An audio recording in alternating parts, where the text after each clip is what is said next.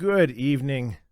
Right, I gotta get the game going too. So you'll have to let me know if the game is a little quiet because Rain World is a little quiet, or maybe a lot quiet, you could say.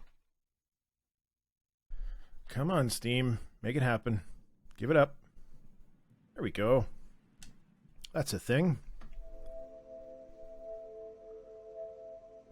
All right, now I've lost other pieces. I need to get back to my 3-monitor setup. I had 3, and then I burnt one of them out, and I don't really know how that happened. It just died on me one day. Didn't I also wanted to close and start over? Or can I maybe not start over? What the hell? That's no good. Unacceptable. Oh, there we go. Save. Reset progress.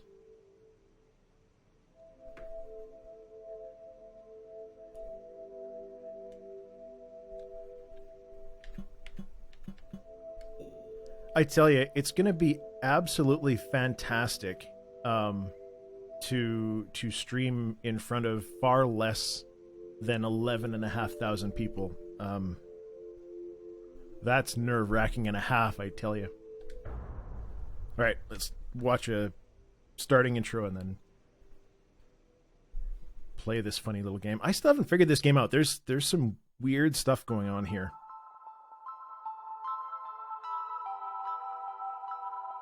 In some parts, it's really bad at telling you what to do, from what I've seen so far. But there's a lot of exploration to it, too.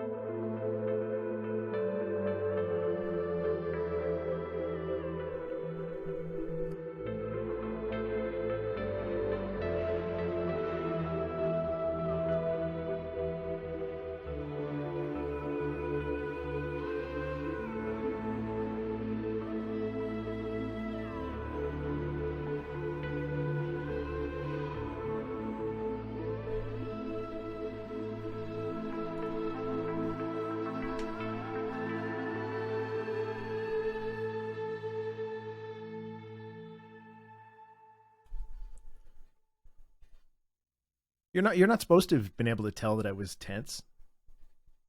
I don't know how anybody could not be. Like unless that's something you just do on a regular basis. I mean, there's no other way to be. You know, anytime you're in front of a large number of people, you always get the advice, you know, imagine people in the nude or whatever, right? Or try to focus on the people that you're talking to, which of course is an important aspect of doing any kind of podcast. But then the people that you're talking to happen to be people that you really look up to in the game industry, and so that just makes it worse. I would have been just as nervous if it had been a chat with just the 3 of them, and if nobody else had been around at all. So, okay, so Rain World, you are Slug Cat. That's what they call this. You have legs and arms and a funny looking tail, and you can there's supposed to be sort of, I don't know, hidden commands maybe is the wrong word to use, but you're supposed to be able to do different things like pouncing and sliding and stuff like that. That little guy up on the top there, the little green dude, he's around to try and kind of help you. He gives you hints and stuff. Apparently, you can throw rocks at him and make him go away. I don't want to do that because I could use some more hints, to be perfectly honest with you. Playing with the DualShock 4. Yes, Slugcat is very cute. So I'm just jumping and moving around, and so I don't know. There's almost like these pipes. Oh, hey, I caught a bat already just by standing there. So you catch the bats and you can throw them, or you can catch them again. And if you hold down, so it's holding down X on the keyboard, and he's eating them. So in the bottom left of the screen, this meter is supposed to be something to do with the hibernation stuff. So this like represents how hungry you are. So you catch the bats, you eat the bats, or various other things. It fills up your meter, and if you get to the bar, so you've got 4 out of them complete, then you can go and you can hibernate, which is finding a safe room. Right, so there we go. And then, but you can store more than just what you need to hibernate. Now, that's where a lot of this that I haven't quite figured out comes to pass. So this guy, so the little green dude is leading me on to say, here, this is where you need to go, and he's going to get me to a little hibernate spot. Oh no, he's right. That's right. There's more food. So he's showing me other things that you can grab and eat. So apparently Slugcat can eat berries and bats. Alright, now I'm full.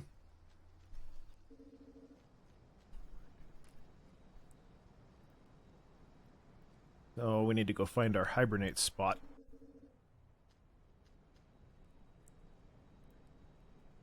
Alright. So, no, that's not gonna work. That's right. This is the sort of charge thing.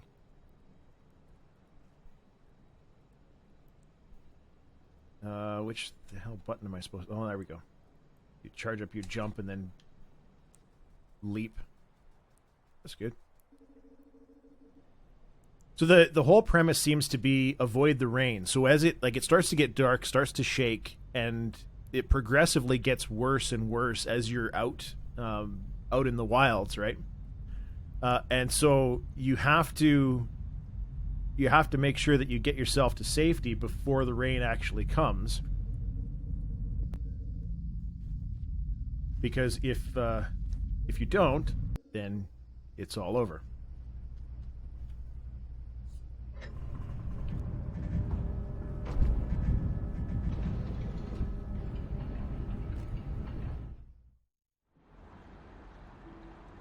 And I have no idea why the 2 is upside down. None whatsoever. I also have no idea what the purpose of the symbols is.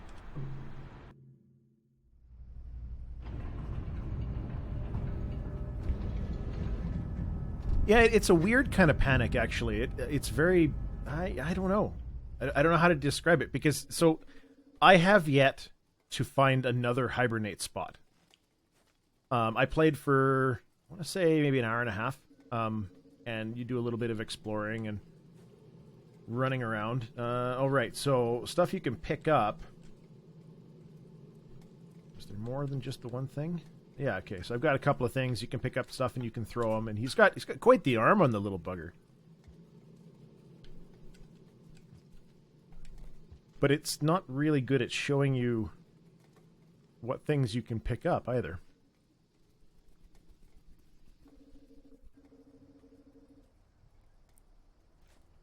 What else was there? Is it... No, left bumper? No. Right bumper? Yes. So you hold down the right bumper, and it gives you this map, which is almost 3D-ish in the way that it kind of rotates around. But things aren't really marked very well. Right? Like, the down in the bottom center there, just to the right of where I've got the health bar right now, that's my little save point. So I've got to go find food and then hibernate again. But it doesn't... There's no obvious markings on that being a safe place to go.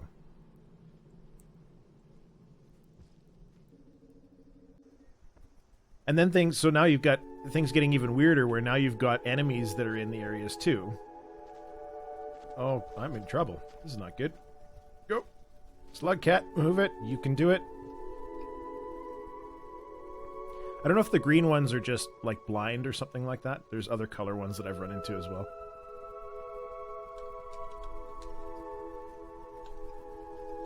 Damn it. I need to get more food.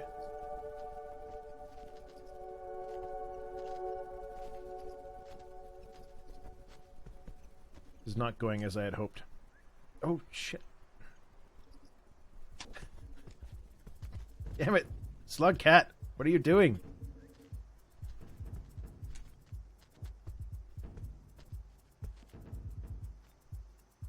Okay, we gotta go up. Grab onto the... There we go. Yeah, the art style's neat, isn't it? It's just... I don't know. You know, it's got that old pixel art kind of style to it, but... Oh, what was this? Oh, more bats. Come on. Go away, gator. Go... Be gone. Leave for your life, slug cat. Go! Alright, eat that thing.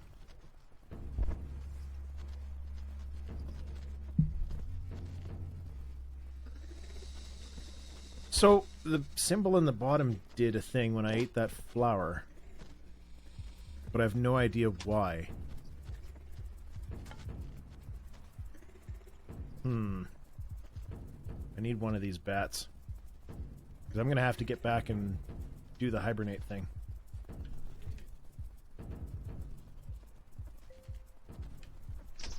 Haha!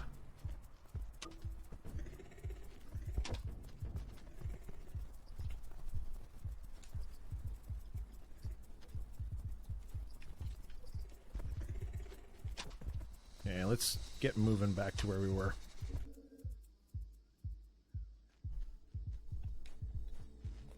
Because I don't remember how long... Like, the timer... Does it have any kind of timer that I can see?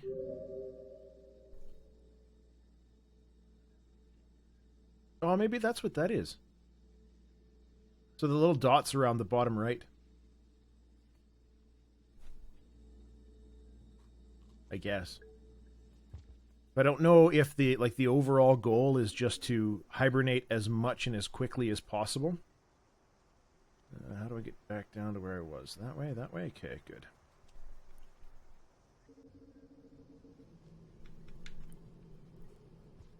Oh.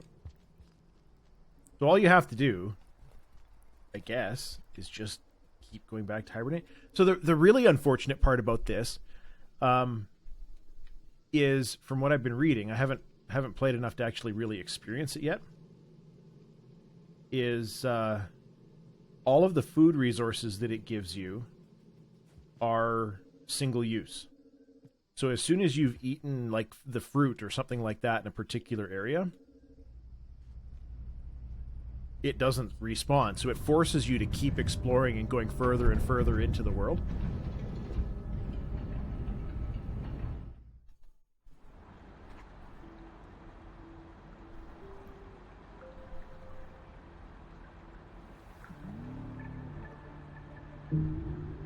So do I get... I don't know what it's telling me. I don't know what the... Like, I ate that flower. Is that a good thing? Does that get me something that I didn't have before?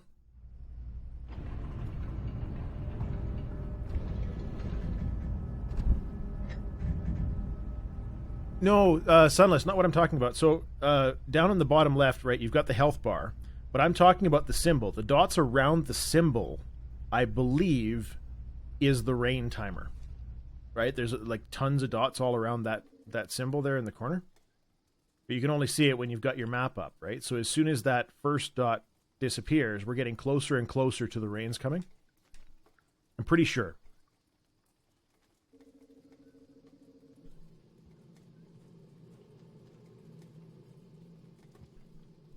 Okay, where do I want to go now? Straight over? Straight over and then maybe down if we can? Sure, why not? What could possibly go wrong? Haha!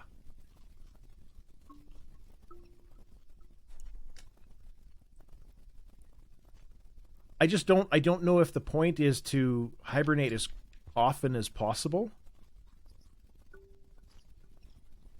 Because in theory, I should go back and just hibernate now, right? Because I'm full again. Because that'll get me another symbol. And I do that, like, while I'm here, while I'm close, I should be right? Because if all the resources are not going to respawn, then I should use up all of the close resources before even bothering to go further. But I don't know, right? Like that's the problem. You've all seen what this game tells you is your goal, which is nothing. It's eat, it's hibernate, it's don't drown.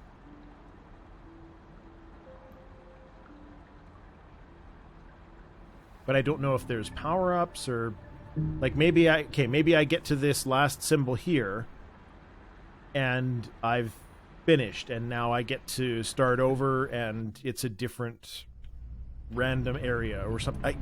No idea. So we're going to do that and see what happens, I think.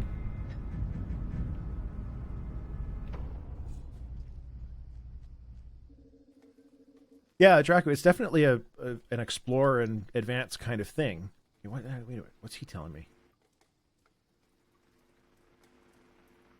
All you're showing me is a picture of me.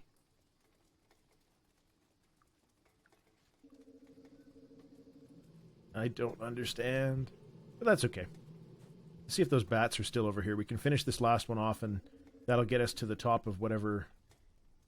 Alright, the bats are definitely not here.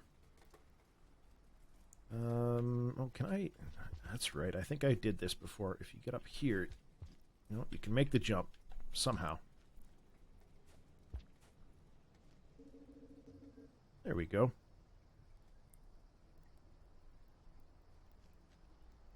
Doors being unlocked by karma. Could be, I guess. I don't... Again, I have no idea. I played this for a very short period of time.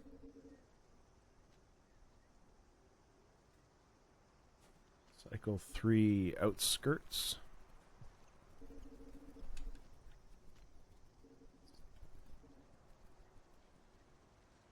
Come back to me, little bat. Damn it. Alright, I'm coming for you guys.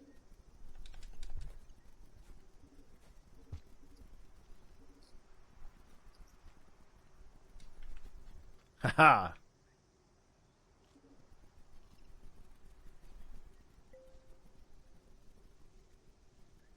So I don't know if there's any point in continuing. Let's run back. We have enough to hibernate again.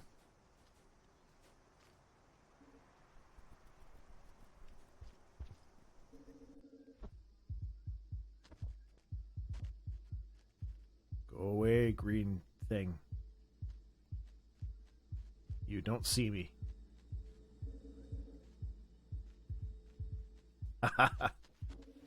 That's stealth gameplay right there. Hang on, am I going the right direction? Oh. Don't think the green ones can climb. So we're fine. But I'm also very much going the wrong direction.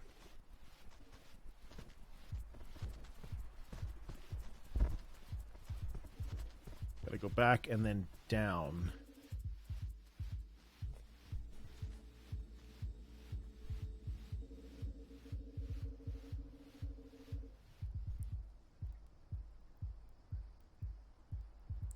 You right? The right spot? Yeah. Okay. I got it. I remember now. I know where we are.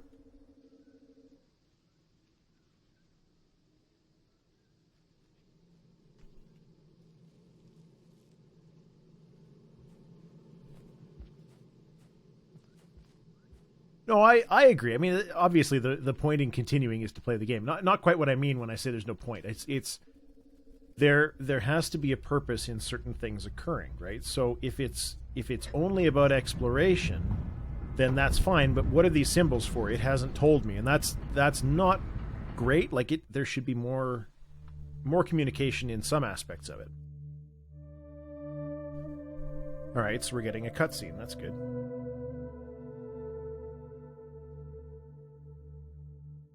Not much of a cutscene. Static image with sort of a parallax shift going on.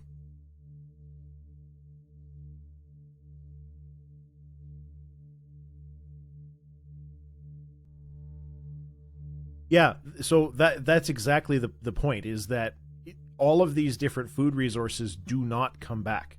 So you're supposed to be doing all of this close, right? You're supposed to be using up whatever resources are close rather than diving further right away. Or, okay, maybe I shouldn't say it that way. So it makes you use up all of these resources so that you have to go and explore further. There's no other way, right? You just don't have a choice. So I've got something, and I don't know what it is. We'll take it, I guess. I'm a survivor.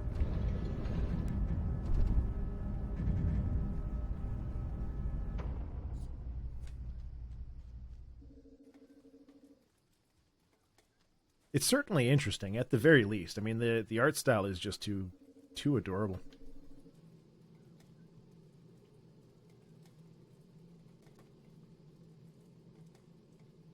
But the only worry that I had is, because again, I played this a little bit before, and I died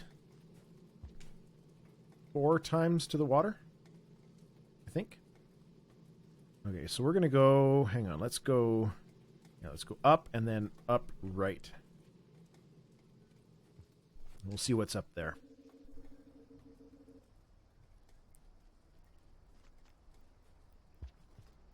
No, Draco, I'm pretty sure that counter is the rain timer. So the dots around the symbol in the bottom, you don't want to be out when the rain timer happens. Although I guess I could show what that looks like. It's cycle 4. I was in this area and it said cycle 3 last time. Can I get up there? Okay, let's see how acrobatic this little bastard is. Right up. No, I need to get on the horizontal bit. And then climb. Go. Oh. I have to be able to make that jump. There's no way I can't. Come on. You got to do this, cat. Oh.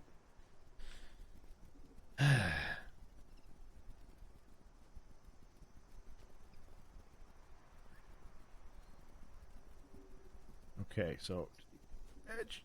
I feel like I should be able to make that jump, because that's where I want to go. Oh no, maybe it's not. I thought that was one of the tunnels you can go in. That's not at all. I need to go up and then just right. That takes me where I wanted to go.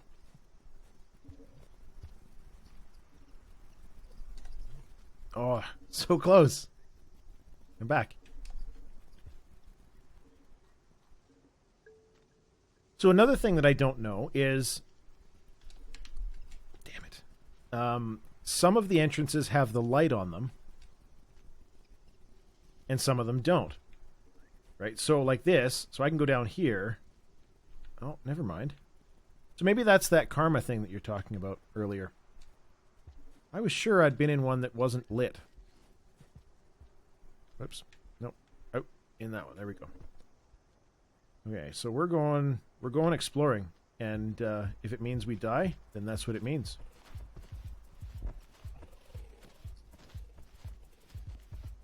Stick to the high ground, you know?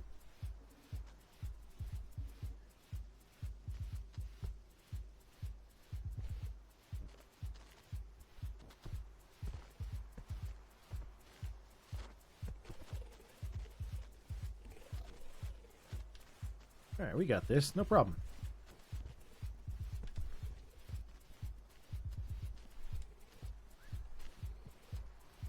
Uh-oh. Uh-oh.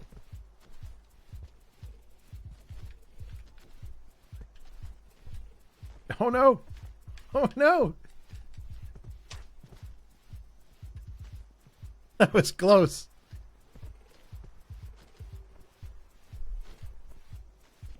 I don't know if I can take one hit from this thing or not. I have no idea.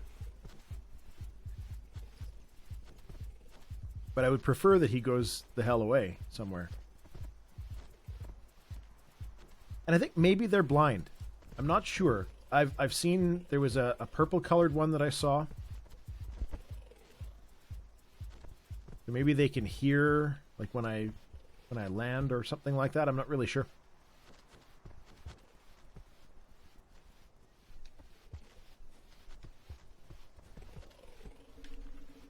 All right. We're in the clear.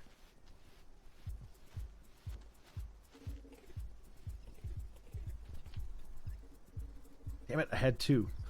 One of them got away.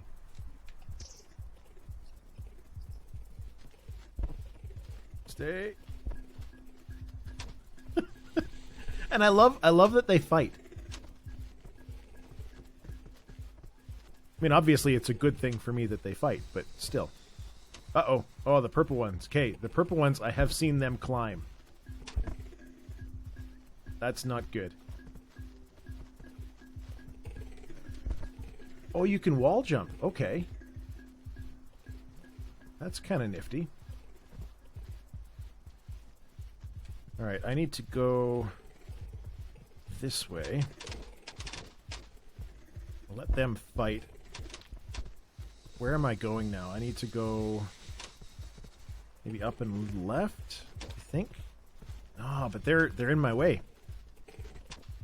What happens if I throw this at them? Apparently a whole lot of nothing. A whole lot of nothing is what happens.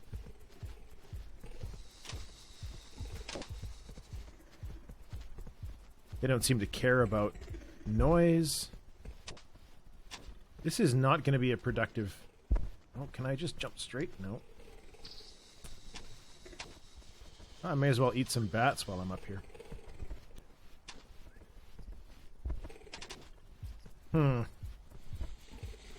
You see, down where they're fighting in the bottom corner, that's got the path that leads up to the bar, which leads to the other path that leads up and around to the center.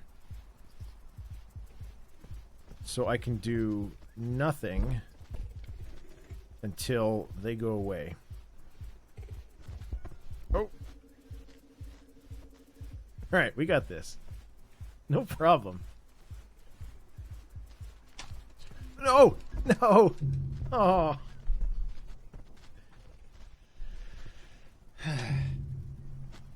I had it all figured out.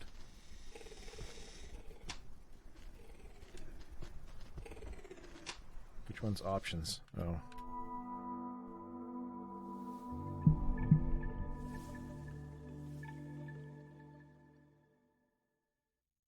So that flower thing that gave me the extra circle around it is like another life, perhaps?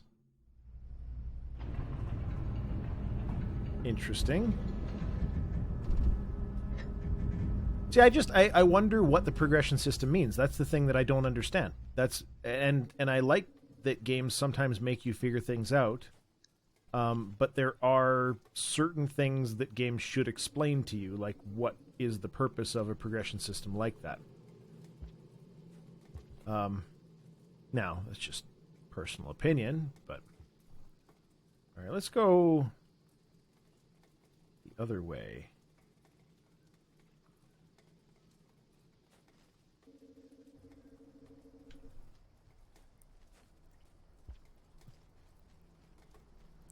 Can I do that weird leap thing?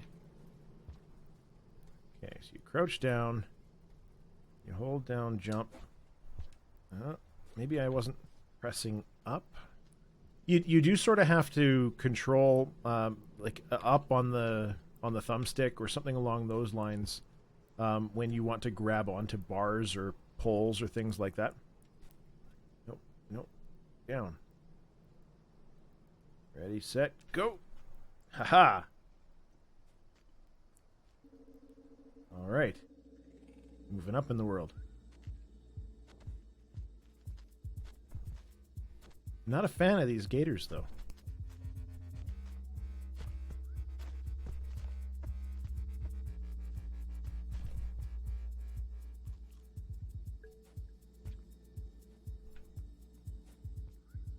Oops. Would like more food, please.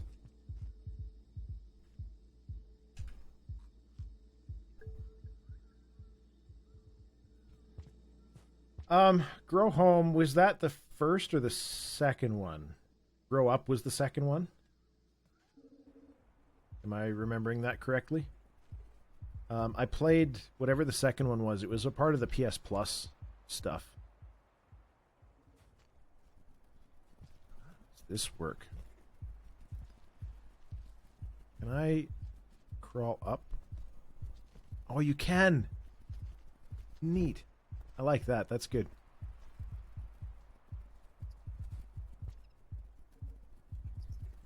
So in theory... Whoop. That's not good. Okay, so we should be able to go over here.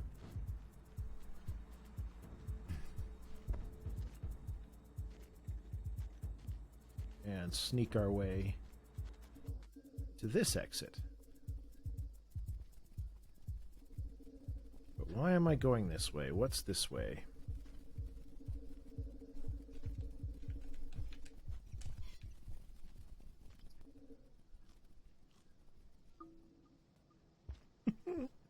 This game is it's so ridiculous and cute and neat. All right, so we're outdoors. We still got half our time left. Looking good, I think. No idea. I actually found that that Grow Up, whatever the second one was, the PS Plus one, it gave me motion sickness. Uh-oh. Oh, that one's red. I haven't seen a red one before.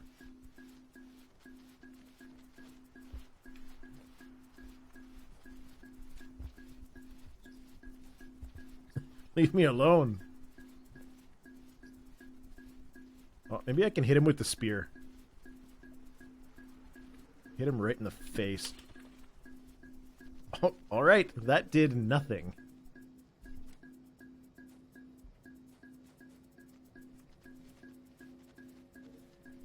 Okay, what am I doing? Where am I going?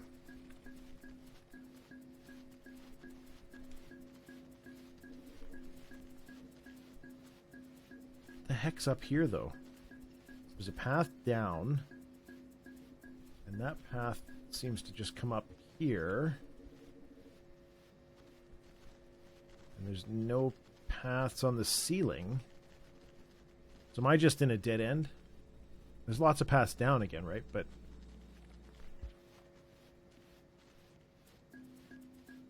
oh no, there was an exit up on the left side there. Oh no, oh no!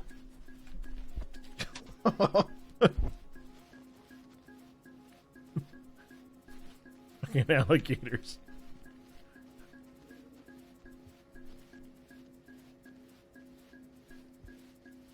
That is not okay. Okay, so... oh, no! Oh, he fell. Okay, we're good. That's not quite... I did not mean to fall the whole way. Where did he go, though? Well, he's still up there.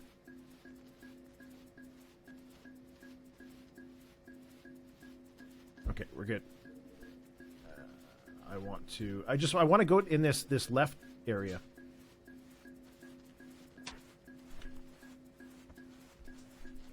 Damn it. Okay, this is not working. We're gonna get caught in the rain and it's gonna be all bad.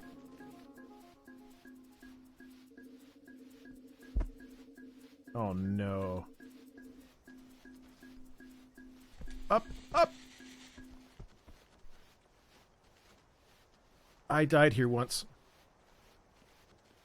Yep. Shit.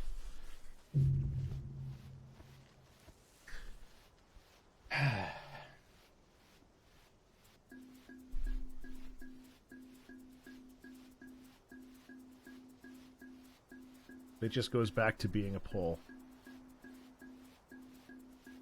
How in the heck do you get past that? Do you have to throw something at it? I don't understand. I really don't. Okay. Now we get to find out if do I just lose karma? Yeah, okay, so you just go back a level. Yeah, everything wants to kill you. Not so good. Not so good at all. Alright. Keep going.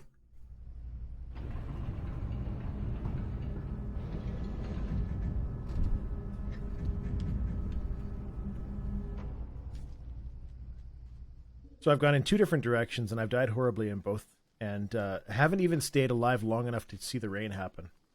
So I could show you that. We just stand around and wait until Slugcat drowns. But then I'd feel cruel, and that's not okay, right? Alright, where have we been and where haven't we been? Oh, okay, so I got all the way up there, and I could have gone further to the right, so yeah, let's just keep trying that.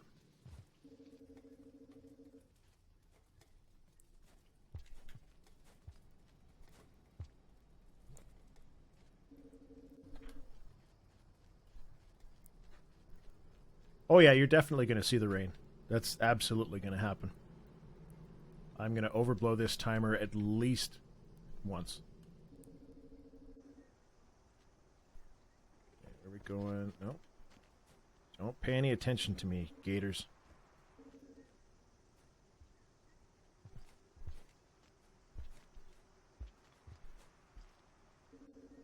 He's just too damn cute. That's the problem.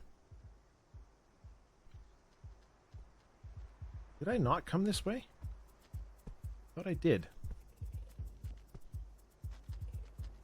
At least the sort of vertical poles that do kill you are fairly obvious. Like, you could see that one moving, and I knew it was there. I just figured maybe it was only a part of it, like it, because the bottom of it seemed like it was fanning out a little bit more than the top did. Get out of the way, gator.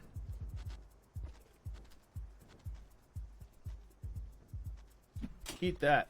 Oh. All I did was piss him off.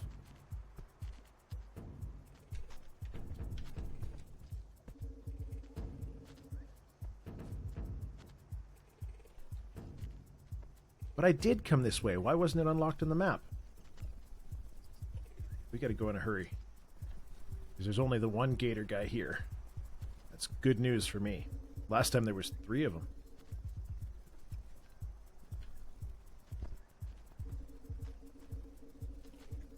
Okay, where am I going? Hopefully... Slugcat's just too adorable. Okay, so I need to... How do I do this? Do I just jump down? Yes, and then... No. Oh, crap. So close. So that puts me up there. But is there anything up here that I can actually... No, we're just above ground now. Oh, no, nope, there's not. Well, that's disappointing.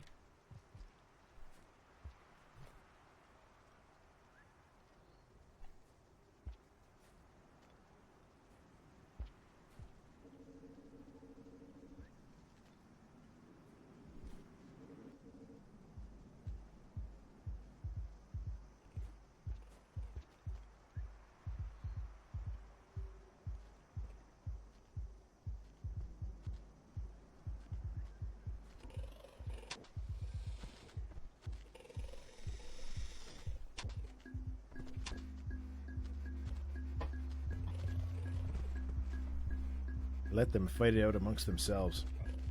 So, okay, hang on. So he gets to use the doors that I don't get to use. That feels cruel if it's a karma thing. I mean... Oh, shit. Okay, we can do that. That's fine. We can make the jump from here. This might be actual progress. Nope, not that one. That one.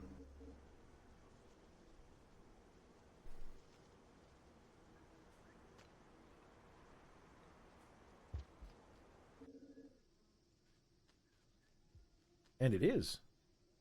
Except for one thing. Oh no. So that symbol on the top middle there, that's your hibernate spots.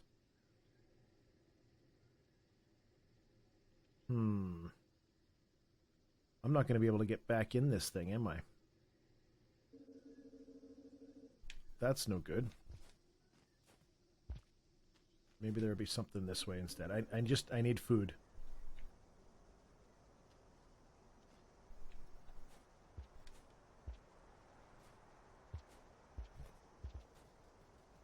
I love the art style too. It's just a very pretty game.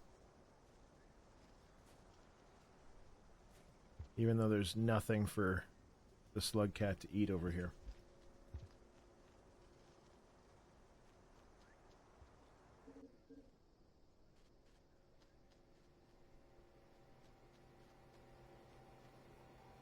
Wonder if these are just regular food.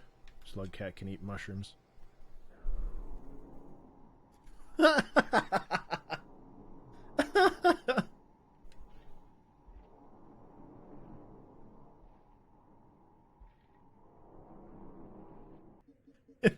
It's slug catnip. Slug cat is stoned.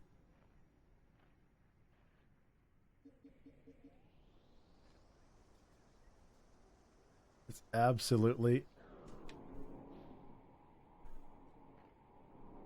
So everything in slow motion.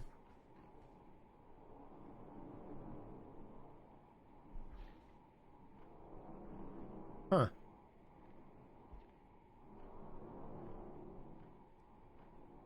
Unfortunately, it's not the food that we require.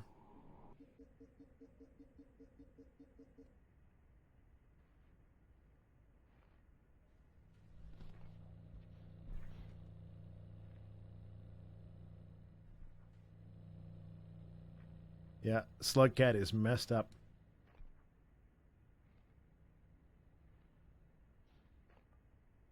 Yeah, I think... Oh, no. Yeah, it could be really useful when you're getting eaten or just about to, right? So I've been here before. This is... Oh, that's not what I wanted to happen. I want to make the jump over to this corner over here.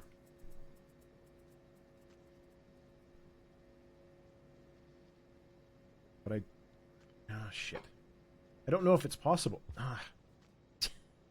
I am so bad.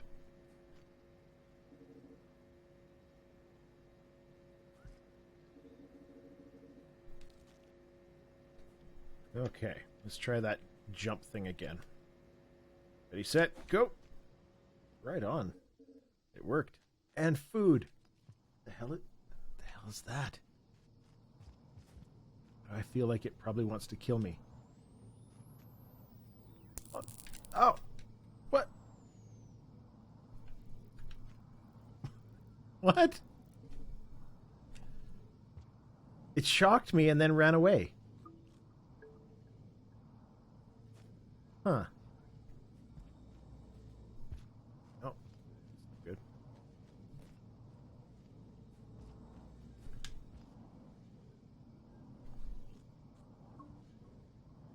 Okay, we're starting to run out of time, though. I need more food in a hurry. Oh, but I won't be able to get back up. Okay, that's no good. I need one more food, and then I think I can make it back.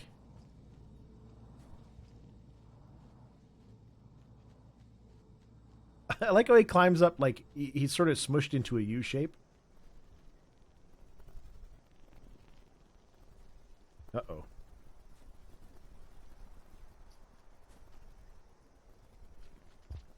Ha.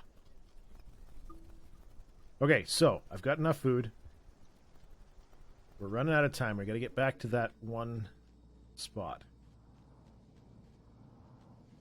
Here comes the rain.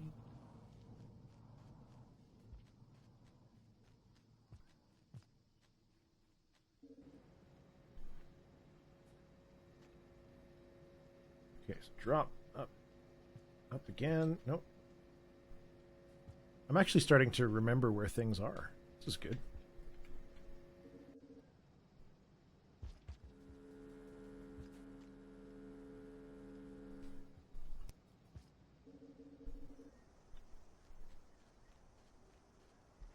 And which one was it? Was it the...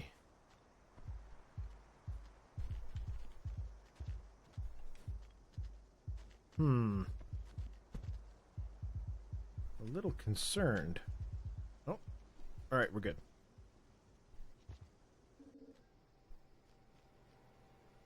Am I going the right way? Shit, now I'm worried. I think that I've been here, and I keep going one more to the right, and then in theory...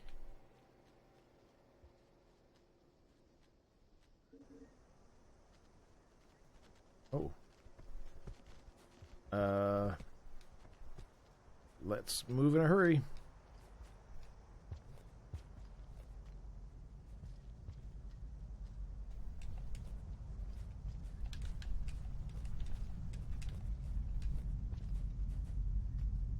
I hope I'm going the right way.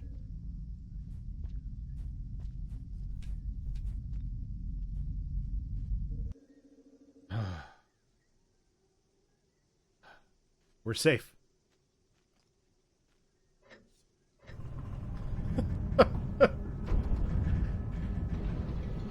This is stressful. It's a video game. It's not supposed to be stressful.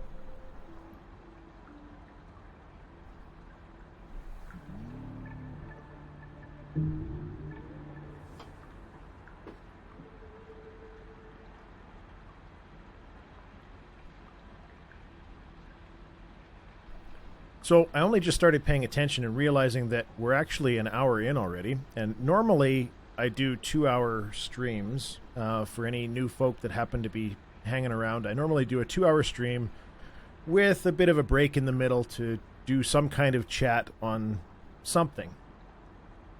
So today, I'm just going to back out here real quick and get rid of this audio. Change a couple of things over. It's quite remarkable how much less stressful it is just doing one of these streams. So I brought this up in Discord, and just because I didn't have a lot of topics to discuss for whatever reason this week. It's been a slow news week. And so every now and then I can reach out to people on Discord and say, oh, hey, what do we want to talk about? And the suggestion was crunch time this time around. Crunch in the gaming industry, for those not aware, is, and yeah, no, I'm not ending just yet. I get, we keep going to 9, but I'll just ramble for now. Crunch time in the game industry is, well, I mean, it's the same in every other industry. It's the same in the tech sector and basically any other job that is very highly sought after, right? So crunch hours is effectively you're just working overtime without getting paid any more money to do so. And in the game industry, it's normal. You'll hear people talking about it all the time. Like this is a normal thing that people do. At the end of my tenure at BioWare, this is 2004. I was just a bright-eyed, bushy-tailed college graduate from a business program. I went and I did a practicum in HR at BioWare for, I think it was 2 months, maybe 3 months. I can't remember.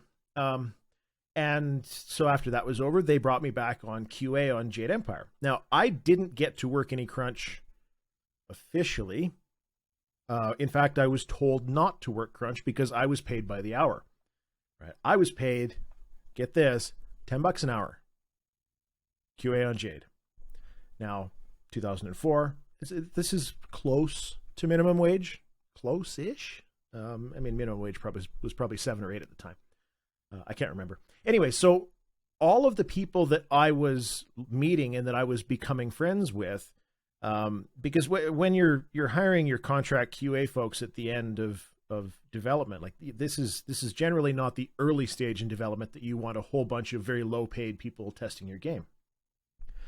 And so we were brought in at the end, and all of the people that I was meeting, they were all starting to work crunch hours. There were couches at BioWare that people slept on overnight and then got up the next day and started working again. There was a lot of good and there was a lot of bad that happens when it comes down to that sort of stuff. I mean, one of the things that BioWare did very well in taking care of its people is, of course, they bring in dinners late at night, in the mornings. Like they had a kitchen set up where they would bring in all kinds of fruits and bagels and this, that, and the other. And so everybody just kind of congregates in the morning. You get a coffee, you have a bagel or a yogurt or something. And then you get to work. But when the workday ended for me, it didn't end for everybody else. They kept working because they were heavy into the crunch period for Jade Empire. And the really weird thing about crunch in the game industry is that it really has nothing to do with being told to work longer hours. They didn't get told to do that. At least not that they communicated to me. Any of the folks that I was dealing with, they were working crunch because they were at the end of the game. They needed to hit their release date. They weren't getting any overtime pay. None of that kind of stuff. And they were all putting in the time because they needed to finish the game. And more important to them than the being paid part was, this is how you're noticed. This is how you move up, right? If you're not putting in the extra time, then you're not going to advance your career. If you're gonna work your 8-hour day and then you're gonna leave, you better damn well be the most amazing thing they've ever had, because there's a good chance you're not gonna stick around. Like, it's just kind of how the game industry has gone. Now, at BioWare at the time, this was before they were bought out by EA. So, when big publishers get involved, that kind of stuff tends to get a little bit worse.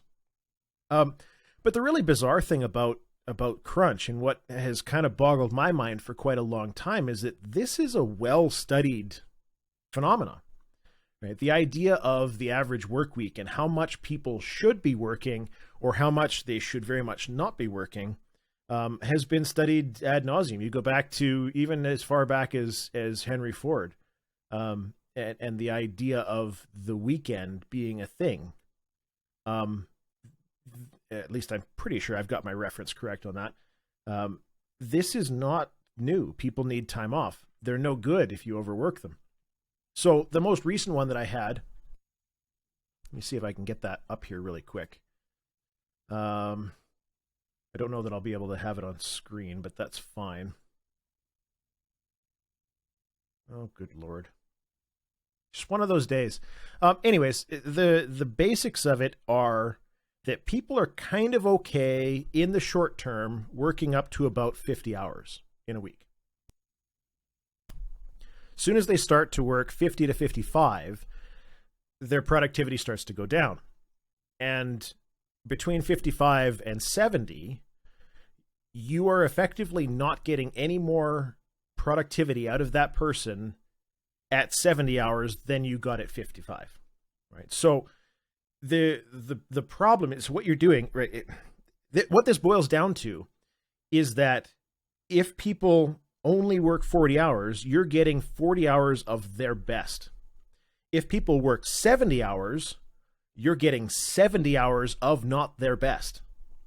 That's how that pans out, right? So even the first 40 hours that they would normally work during a week is still not their best because they're burnt out from last week and the week before and the week before that. And so the longer this goes, the more a waste of your people it becomes, the worse it gets. But nobody seems to care. And the reason for that is that we're dealing with an industry that has an infinite number of people to replace you. That's really what it comes down to. The game industry is completely and totally oversaturated with people that want to be in it. I was one of those people. I wanted to be in the game industry so badly. I went and I took a contract QA job at BioWare hoping that it was going to turn into more. Turns out it didn't. They hired on the one guy that did the most bugs by bug count. And I got no problem with the guy. He's a great guy, actually. Good guy to work with. But it was about metrics. It was about numbers. And everything's about numbers in the game industry. That's how it turns out. That's how the publishers make their money. That's how they quantify an investment. That's how all of this works. So if you have an industry where it's very easy for people to be replaced, right? And most of the people at BioWare at the time were not contract employees. Most of them were full-time, real, honest to goodness folks. But if you look at the job postings on EA's website or Activision or Ubisoft, you'll find a lot of contract positions. Like contract program. I understand contract QA, right? You've got a multi-million-dollar project, and you need to have 20 QA people throughout the whole project, and you need another 30 to 40 QA people in the last 6 months. Okay, fine. That makes a great deal of sense, because those extra 40 QA people that you hired during that end period of time, they have nothing to do for the rest of the year. So why would you pay them for the rest of the year? You hire them contract, that's fine. That makes sense. But you'll find when you take a look at a lot of these different companies, and there are a few exceptions, generally speaking, if you look at the Blizzard listings, I mean, there's going to be some in there, but they're not as many as some of the others. But Blizzard is also known for treating its people a little bit better as well, right? Same thing with Valve. They're kind of special case companies when it comes to a lot of this stuff. That's what crunch is, and that's why it will never go away. It has nothing to do with upper management saying that this is what you absolutely must do. It has become a culture over the last numbers of decades where you start off with a bunch of people that worked a ton of hours thinking in their own minds, oh my God, I'm putting in 80 hours a week. I must be putting out some stellar stuff. The fact of the matter is you're putting out shit. If you'd only worked 40 hours a week, you would have got the same amount done or more, and it would have been better quality. You wouldn't have been spending another 20 hours next week fixing all the programming bugs you made last week because you were fucking tired. Right? That's why this is a problem. You work too long, you work too hard, your work goes to garbage, and then you have to fix it. You have to go back and do it all again, and for what? So you have a culture of working and overworking that is perpetuated all the way along, and they may never come to you and say, you know what, I want you to work an extra 5 hours tonight or 10 hours tonight. They'll just tell you we're in crunch. I'm not going to tell you what that means necessarily. Now, maybe in some companies they do. I'm not going to claim that they don't, but the fact of the matter is that it's never going to go away. It's just never going to change. And it's quite simply because most game developers out there can be replaced at any time. There are an infinite number of university students and game modders and people on Reddit who think they know more than everybody else, and people on Twitter who think they know more than everybody else. There is an infinite number, a very large number of people that would gladly take your game designer job if you're going to go home at 5 o'clock at the end of the day. It's the way it goes. And the unfortunate part about it is that a lot of that also ends up coming back from the publishers too, where you have a set release date that cannot be moved. Okay, well, that's fine, because your home studio looked at the contract and said, okay, you want us to build this game, we're going to do it, and here's your deadline. It has to be finished by this day. Well, your upper management looked at the contract and said, yep, we can do that. So publisher's going to hold you to it. Right? That's where those deadlines come from. They say, we want to give you this much money to do this project, and we want it done by this day. Your company looks at it and says, okay, well, I don't know if that's enough money. How about you bump it up to here and maybe give us a bonus or something like that if we do really well? And sure, we can make it happen by that day. The negotiations will go back and forth on whether or not they can complete the project as you're supposed to, or as the publisher's expecting. But that day is there, and it's known long in advance what your deadline is supposed to be. If you're going to break that date, you have to go back to the publisher to change it.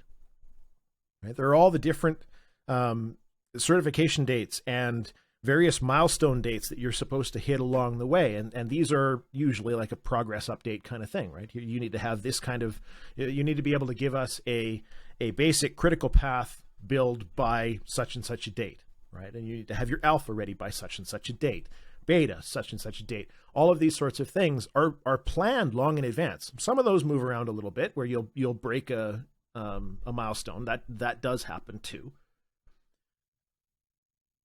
I don't know. It's just one of those things that is really frustrating, because you see these different companies react as though crunch is not one of the most horrendous things that you can do to your employees.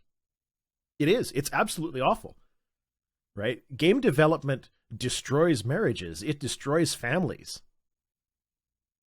There are people that I have known that are no longer together because of crunch. That's awful. It's because you were overworked, because you had to keep going, and it was just kind of expected that you would be in there, and good Lord. Crytek, there's another good example. So I did a video on that a while back. They put out some kind of PR move, and I want to have a conversation with the person who thought this was a good idea. Somebody at Crytek put out a thing on Twitter or a blog post. I can't remember exactly what it was. They bragged about how many dinners they provided to their employees during crunch. You bragging about overworking your employees? Are you mad? This makes no sense whatsoever. So, I don't know. That's my ramble about crunch. I don't have anything else. It's a terrible thing. It needs to go away. However, it will never go away. I think it's a good time to get back into Rain World. But of course, I've closed it. And we haven't seen the rain yet. Where are we? And since I want to show you the rain, and I'm sure everybody wants to see the rain, yeah, let's do some Q&A while we're at it.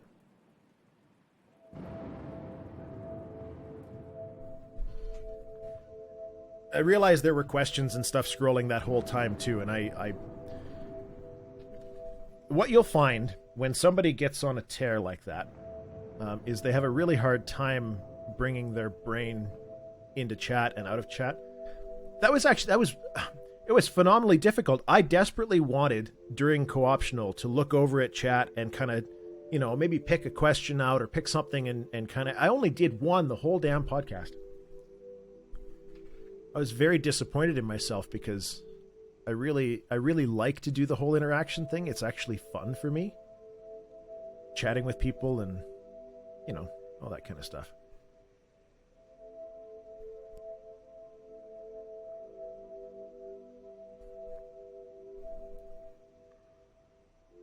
Oh, okay. Where are we? Let's get back into this. Miam. Do you think crunch dates back to nerds making games in their basements with nothing but pizza and passion for fuel? Yes. And that may be partially where the culture comes from. But there is a big difference between working on something that you're extremely passionate. Why is the cat black? He was in the little vision. He was black.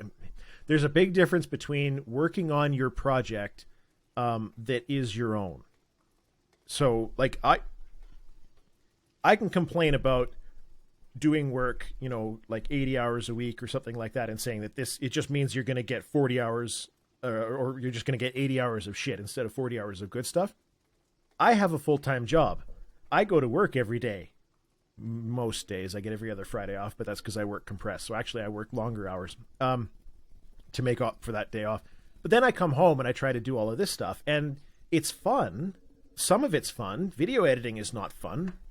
I enjoy the recording piece, but video editing is freaking awful. It's boring. So you're just sitting there doing a whole lot of nothing. Oh wait, no, I had a bat. Eat the bat. So I'm working crunch, sort of. I want to go get more of those bats. There was a couple of them still here. Right? So just because I'm working crunch doesn't necessarily mean that all of my work is going to shit. And that's because the second job, this one, is one that I do have a lot of passion for it. It's a big deal.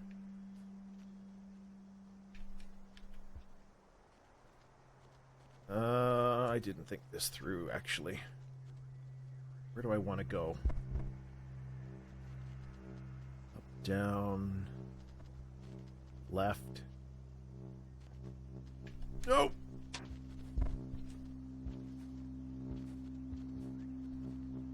I realized that when I was talking about Too Dark in co-optional and saying that the save game system in Too Dark, because it doesn't pause, is kind of cool. It's not always cool. That gator kind of scared me, little bastard.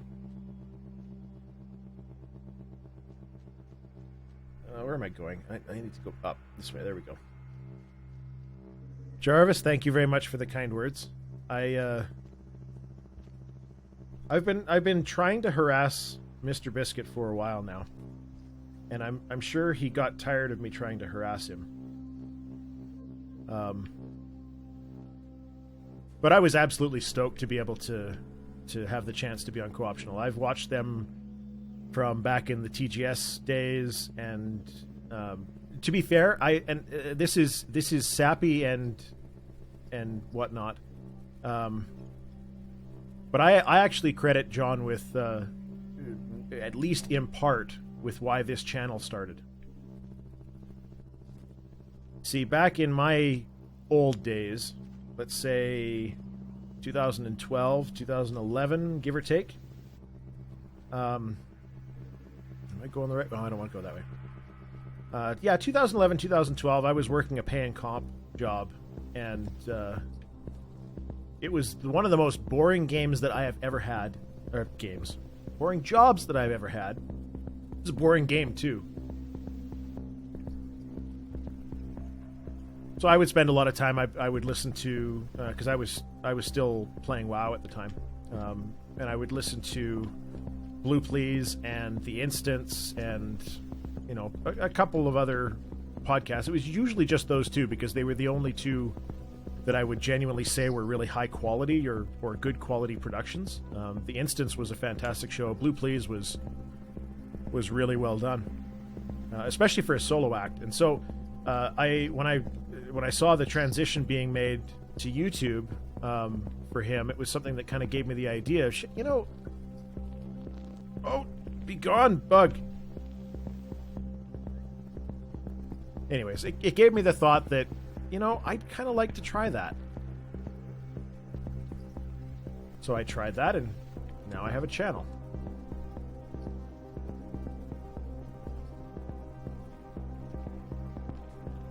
So that's why I say, like, for me, being on... I feel like this thing is going to kill me.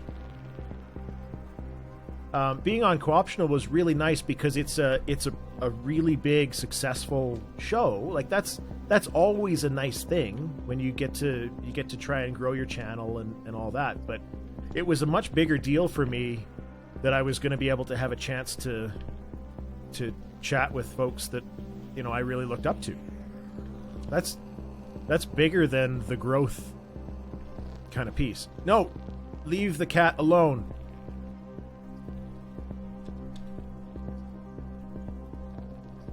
We can make it. Going up. All right, I have to.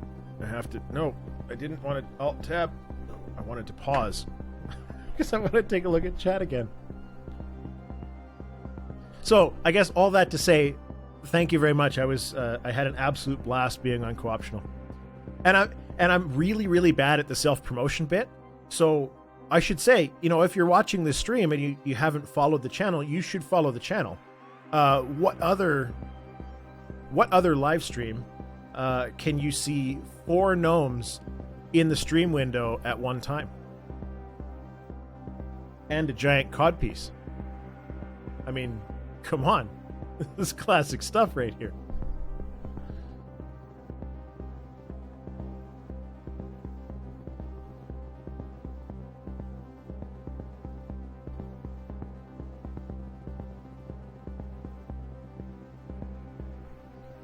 Yeah, I think you're right. I think that TB definitely did get a lot of people started. But you know what?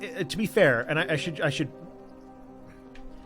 yes, every YouTube personality gets people started. I mean, if we're going to be totally honest about the situation, okay, what happens if I jump on the bug? Let's get him. Get him. No. Oh, this is kind of neat. So you can kind of like fight with these things. Haha.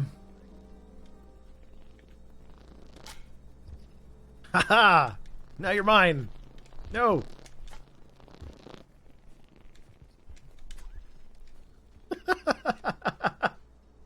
Oh, I love it. That's great.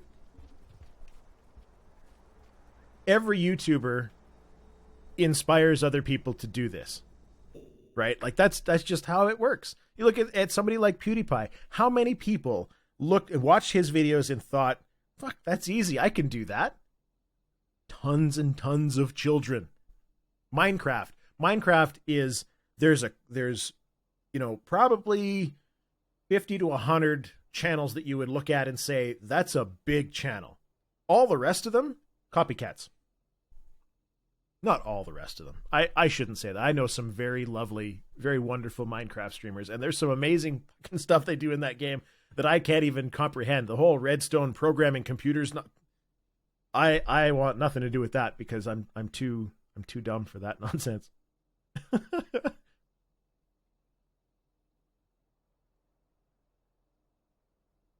Yeah, it's an impressive cod piece. It's one of those things that I didn't think through when I was starting doing the streaming stuff.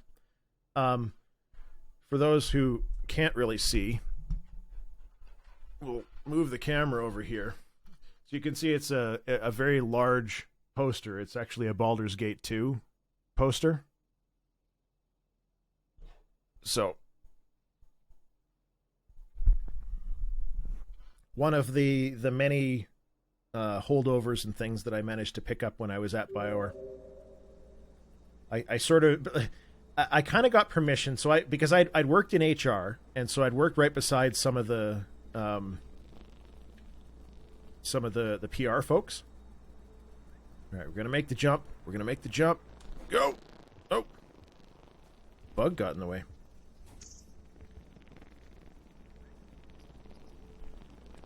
No. Bug, piss off. So anyways, I was working in HR, and I was working alongside some of the PR folks. And when I finally ended up having to leave, like I had made a bunch of friends in there. Outside of the QA team, like in some of the rest of the stuff too. Damn it. I can't make the jump. So they kind of let me go and raid the PR closet. So I picked up mugs and posters and right. So behind me is, with awful glare, because again, a very poorly planned streaming space, is a Neverwinter poster. I've got a Jade Empire poster on the other side behind my computer, out of sight. I don't think I'm going to be able to make this jump. I feel like this is... Maybe can I grab onto this guy?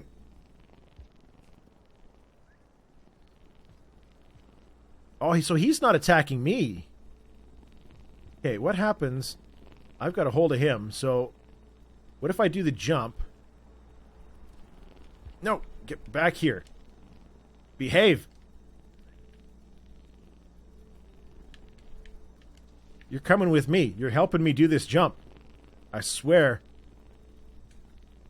Ah. This has got to be it. This has got to be the way to get through this. Is catching one of these bugs. Oh, they're pricks too.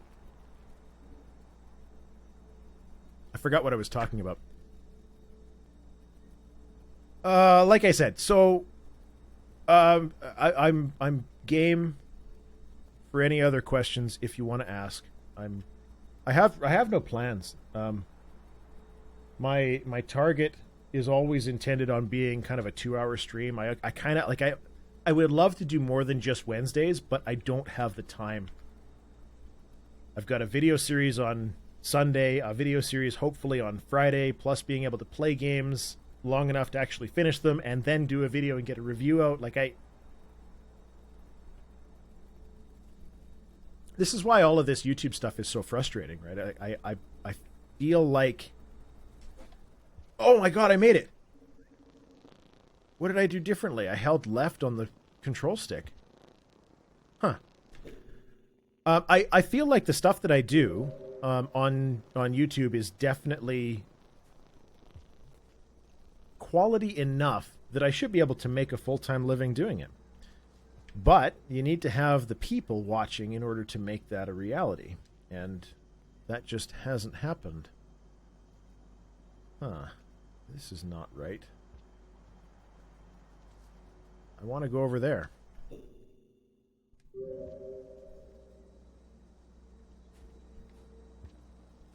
Okay, how do I do this? Can I make this... I think I tried making this jump and it failed, didn't I? Alright, let's go down this way.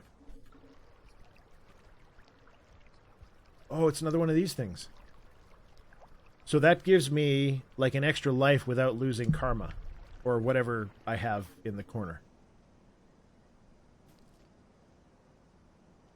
I would love to do this full time, and that's the part that is kind of a double-edged sword, right? I mean, I really enjoy making videos. I enjoy putting my opinion out there and trying to convince people that I'm right and they're not, because it's kind of fun, to be totally honest.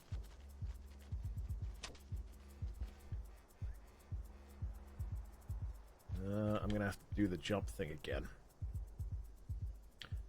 But it takes a lot more viewers than I currently have.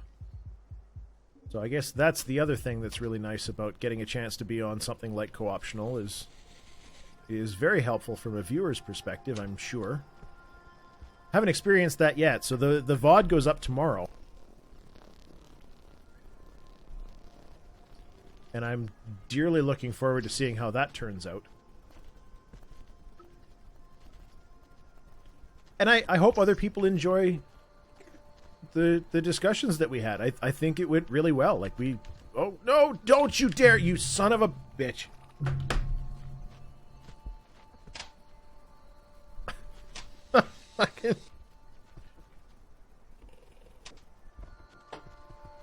This is not a good game to sit around and talk while you're playing.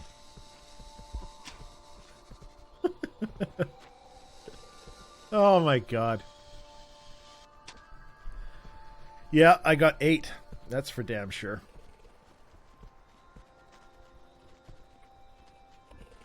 Alright, we'll keep going. What could possibly go wrong? It's not over yet.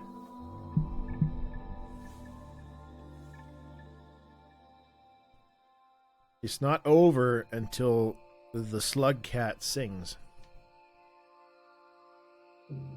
But at least we're learning a little bit too, right?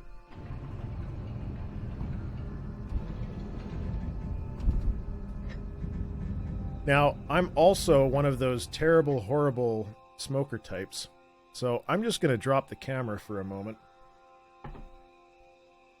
Because none of you lovely folk need to see any vaping going on. I decided long ago that I was just not going to do that on stream. So, that's why.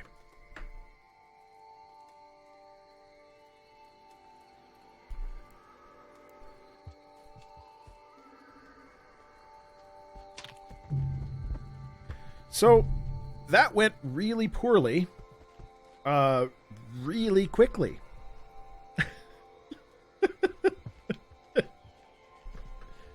Oh, it's gonna show him carrying me off and go eat me somewhere. I'm curious. Okay, what's gonna happen?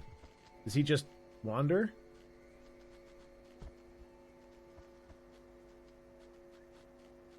I wonder if they have like layers. If that's just where he goes to hide. Huh. Yeah, rumor. I've been smoking for too long. Anybody that has smoked a single cigarette has been smoking for too long. And if I have any advice whatsoever for the young folks who maybe like to, think of making YouTube videos, let me tell you how much fun it is to do take after take when you got to clear your throat or you got to cough or something like that.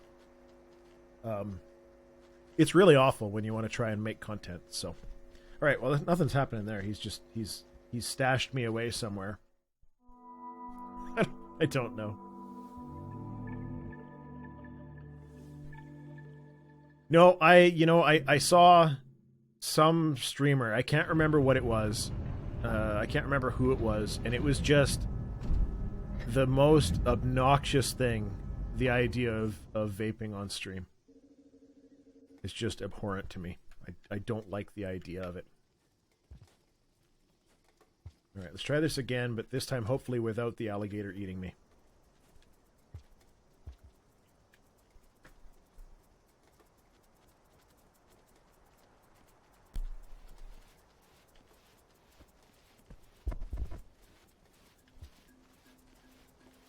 Do what you gotta do, Gator.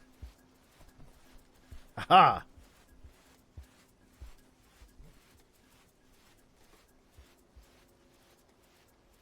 Go, go, go, slug cat. Oh, get me some spears, too.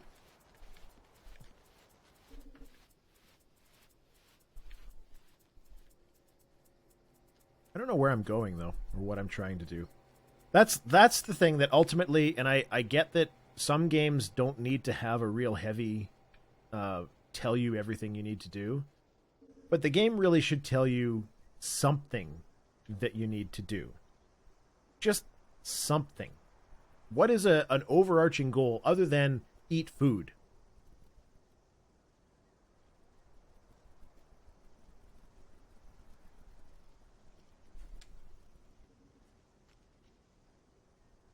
There's got to be something. I have no way of getting up to the top, or do... Oh, maybe I can do... was this one? Yeah, there we go. This leads me up here, so maybe if I do that funny charged horizontal jump thing. Go! Alright. Fuck it, we've been seen.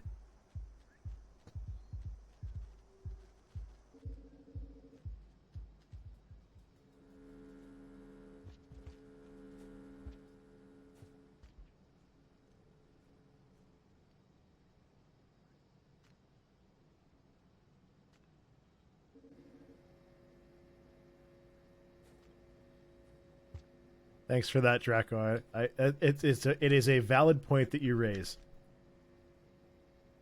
Saying you like Sierra games and you're demanding that games tell you something that you need to do. This is a fair point for anybody who's ever not played. And now you do have to go back a ways though, right? Like, so we're not talking just, I want to say, like King's Quest 5 and after. Maybe 4 had the like right click to switch commands stuff and things like that too. But the first Sierra game that I remember, and turn this thing back on. The first Sierra game that I really remember was Rosella, King's Quest 3. Come here, you little... No, let go. Don't zap, you son of a... I wanted to kill him with the spear. What? That's a thing I didn't know. So you can throw the spear into a wall and it is now a thing that you can climb on. That changes a few things. Very clever, game developers. Very clever indeed. Come to me, bats. I require you for sustenance. Very clever. Oh, what was the game called? Perils of Rosella. And so the old Sierra games, you had to type what you wanted them to do.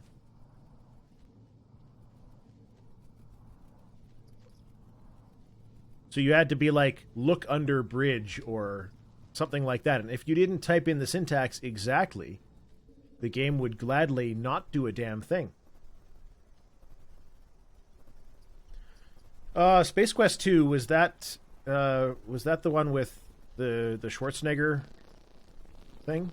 Space Quest 2? I feel like the answer to that is yes. But I could be mistaken. Whoa! Slug cat. Get it together, man.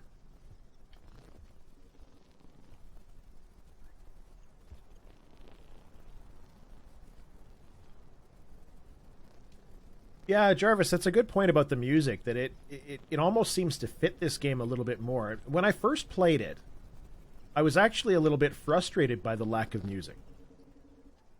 It kind of bugged me. I'm thinking, well, come on, we've got this cute-ass cat. Give me a soundtrack. No, you know, oh, shit. I don't know that that would actually improve the experience. This whole, like, society has failed, now Slugcat is on his own. Oh, that's right, this was a wall jump. Nope.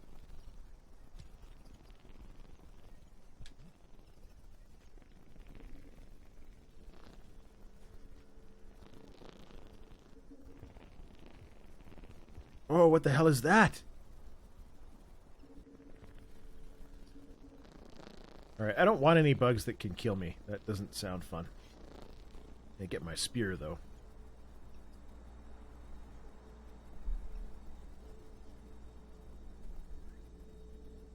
Yeah, there were a couple of other ones for Space Quest games that had some kind of Terminator. There was the female Terminator one. But no, there was the guy, he had the invisibility belt.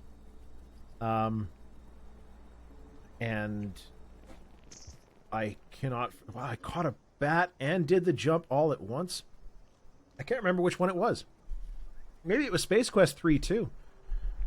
Space Quest 3, King's Quest 4, maybe? I have no idea. It has been so long since I played any of those. I bought a bunch of them on GOG, actually. I bought the whole King's Quest, Space Quest collection.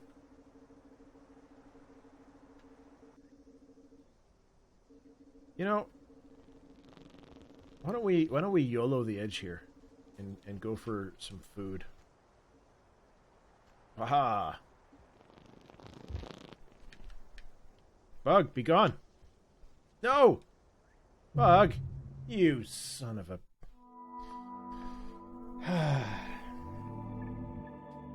We're losing. We're going backwards.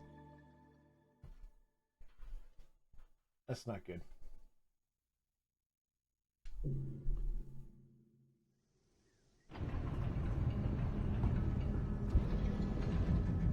Roger Wilco. Space Quest was so much fun.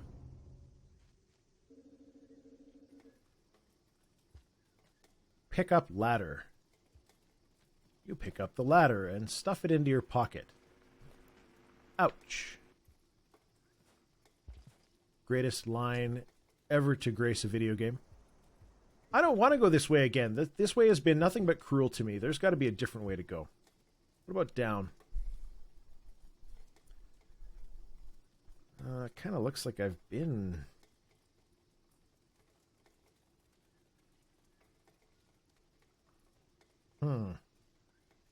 So in all of this area, there's only been 2 little safe zones.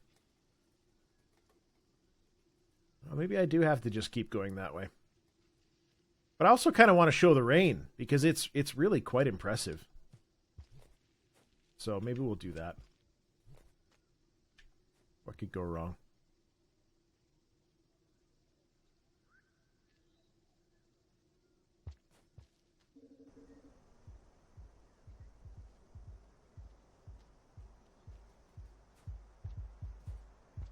This game could see some kind of a soundtrack to it. I mean, there's a little bit of a drum beat that's going on, but that tends to be something like, so they're using the music to showcase when there are enemies around, right? So we're in a different area, the enemies are not here, therefore we have no drum beat, right? Yeah, it's kind of neat.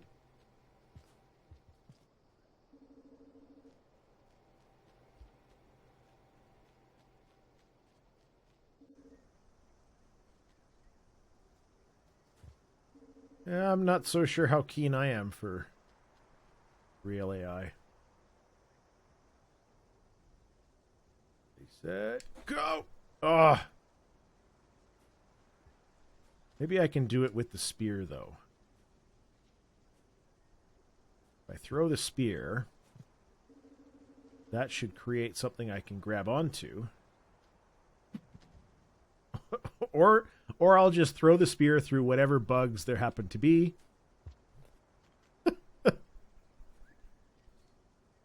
I feel like this is going to take a couple of jumps, so we're going to have to go up there and just jump normally.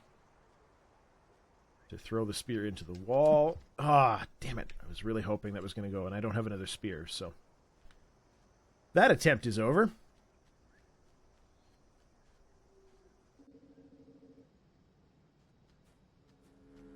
Yeah, my worry on the AI thing is precisely that. It's a question of control.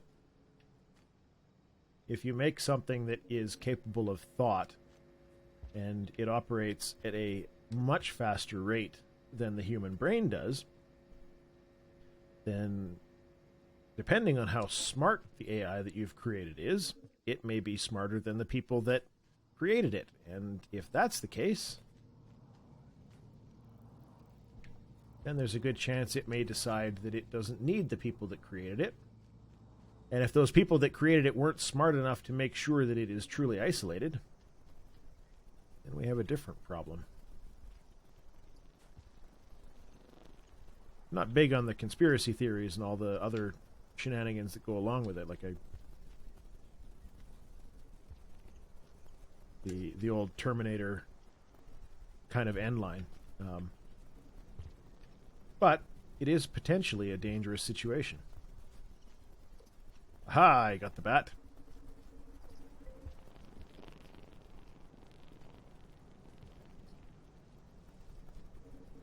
This is going okay. Ouch. The passage to the right leads to hibernation? You think so, eh? Alright, I'm willing to try it. See what happens.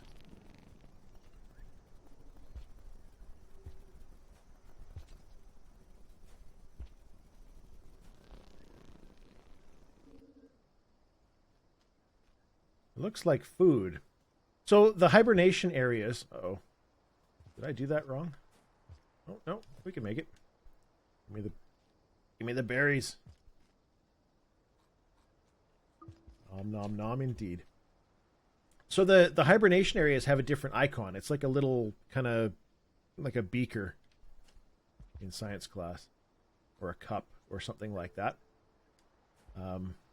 Whereas the three hyphens are a transition to a different area, and the arrows are merely a transition within the same area, from what I've seen so far. Yeah, that's where I thought this would lead, is back to this other spot that I couldn't get to the first time around. So that's kind of okay. I don't think that's really where I want to go, though. But I will take another spear. They've been so helpful so far. Oh.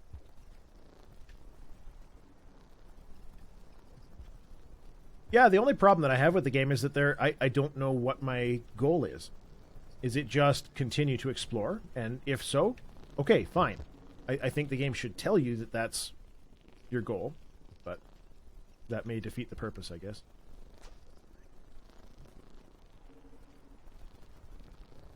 I don't know what the white... Oh, no.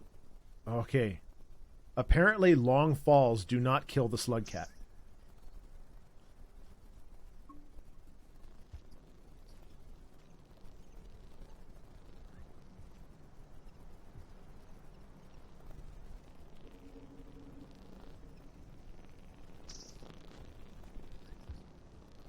Nice try. This dinner's mine. Piss off. Nope. I caught it fair and square. Thieves.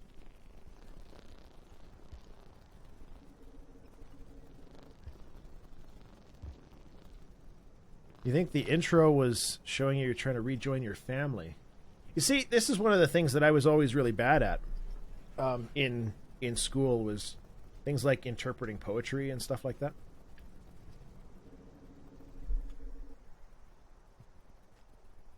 Because my interpretation of the intro was that a slug cat died by drowning. Oh, no. Damn it. So close. And that maybe it was family related. Uh-oh. We're in trouble. No, I want to get up onto the top area.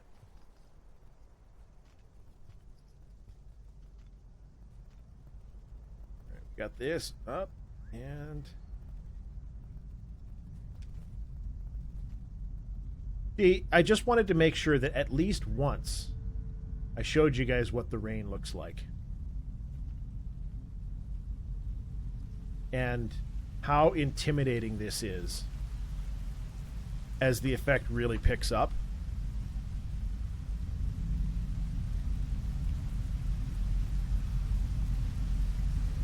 Now, I'm pretty sure that hiding under this little thing,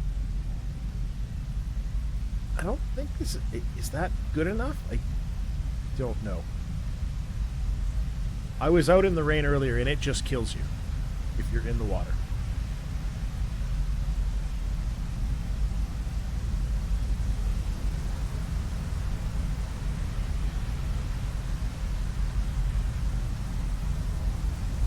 I know, right? Like, this is fucking intense.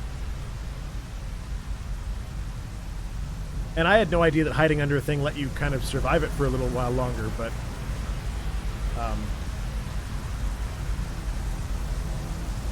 and so if this happens when you're inside, and I don't know what the volume's like, so hopefully that's still okay, but if this happens while you're inside, yeah, you don't make it. If it happens when you're inside, you're dealing with a constantly rising level of water inside as well.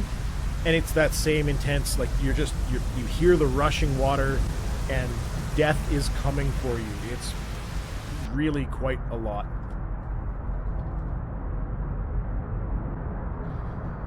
Yeah.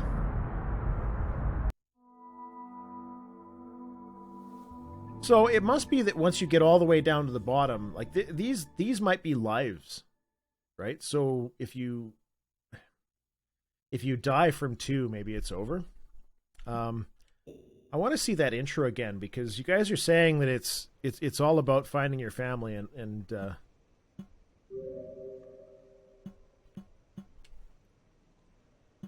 let's try. Is it safe to use that? All we have to do? That's the other weird thing. So here's your options menu, right? You have windowed and full screen, but your highest option for screen resolution is 1366 by 768. Who the hell uses that? I don't understand. But they got a bunch of other languages. They've got, controllers. You actually have key layouts for DualShock and the Xbox controller, which more games should do that and don't.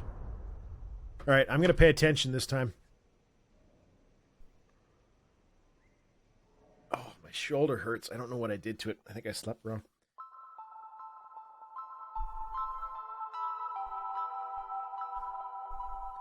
Okay, so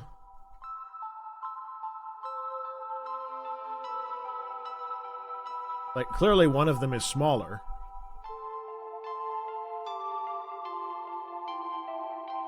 So the rains have started.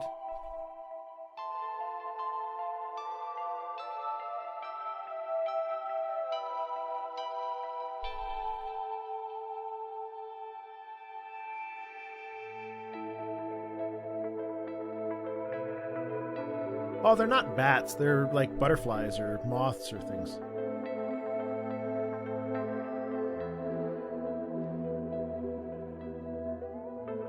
Right? So the rain begins. The family starts. I'm understanding now. I'm getting it.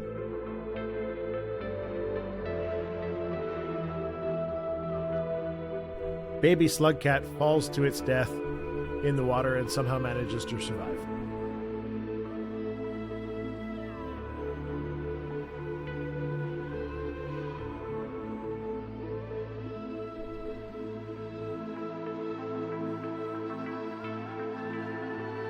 It's actually remarkably sad. I mean, I kind of felt bad for the slug cat already. Now I just feel worse. Yeah. Oh, folks, I think I'm done playing Rain World. But I said I would do until 9. So I'm game again if you want. If anybody has any other questions they want to ask, I have absolutely no problems with that. I don't have another ranty topic that I can go on. I don't think. I mean, I guess I can pop over and take a look at Discord and see what the hell else everybody was going on about. But I don't think so. I think think everybody was really ranting about crunch.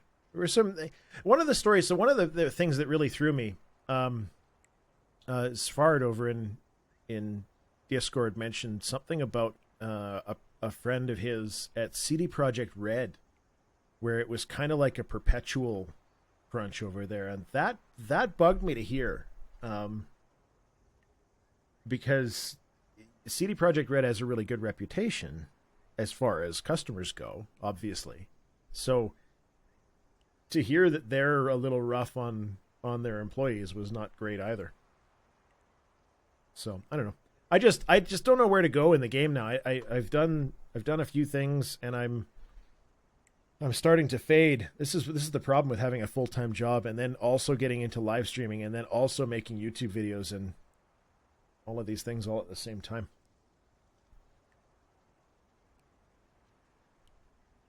Overall impressions. You know what? Hang on. Let me take a look and see if I don't know if they said what the price was going to be. I have to be very cautious. My first impression is that it is an interesting game that has a lot going for it and is very creative. And that's the best answer that I'm going to give right now. And the reason I say that is that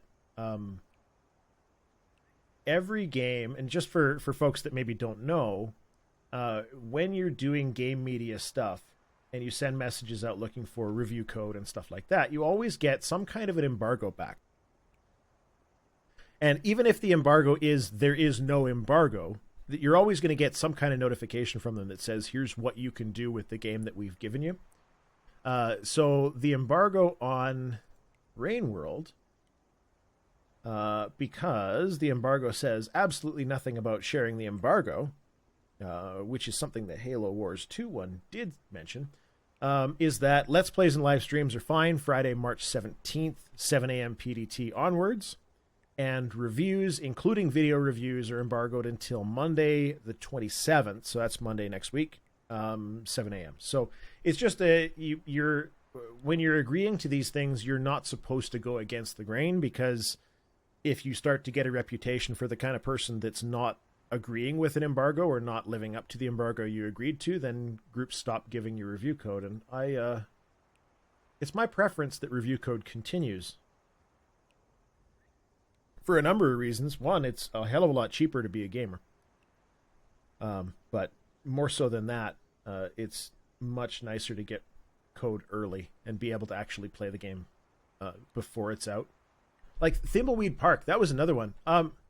I can't show you any video footage of it directly, which is too bad. But if you take a look at it, you can look on Steam. There's screenshots in the video. That one is out on the 30th, and I got code for it like a week and a half ago. That was so nice. So nice being able to take my time with it and just not have to, because again, I come at the gaming industry from Sierra Games, LucasArts Games, Monkey Island, Maniac Mansion, Day of the Tentacle, King's Quest, Police Quest, Quest for Glory, Space Quest, Leisure Suit Larry, Return to Zork, which I don't know if Day 9 and those folks have just managed to finish it. I think they said they were going to, but God, it was awesome watching them try to make it through that game. It's so bad in so many ways, but we had a lot of fun playing it at the time. So like that's where I come at a lot of this stuff, and then of course Nintendo and all that.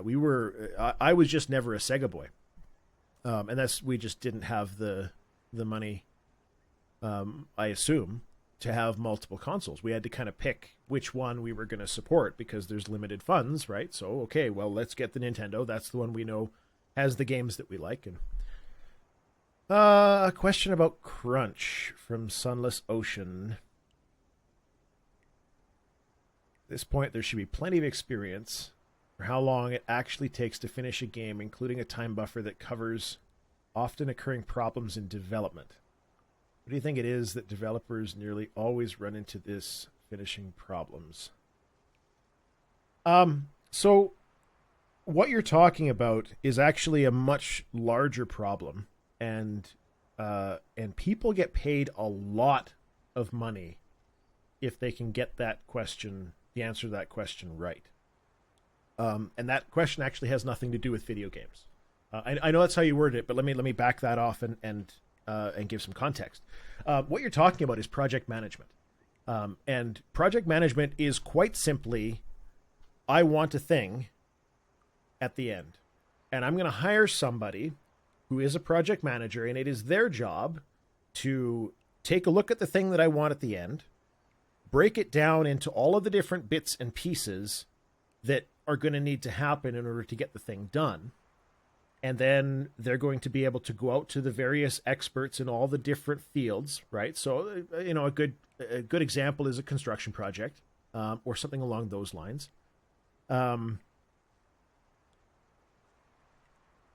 Sorry, I got distracted by chat. Pixels, I'm going to address you in just a second. Where was I? Construction project, building, right. So you need the girders, you need the concrete, you need the construction company that's going to do it. You need all of these different things.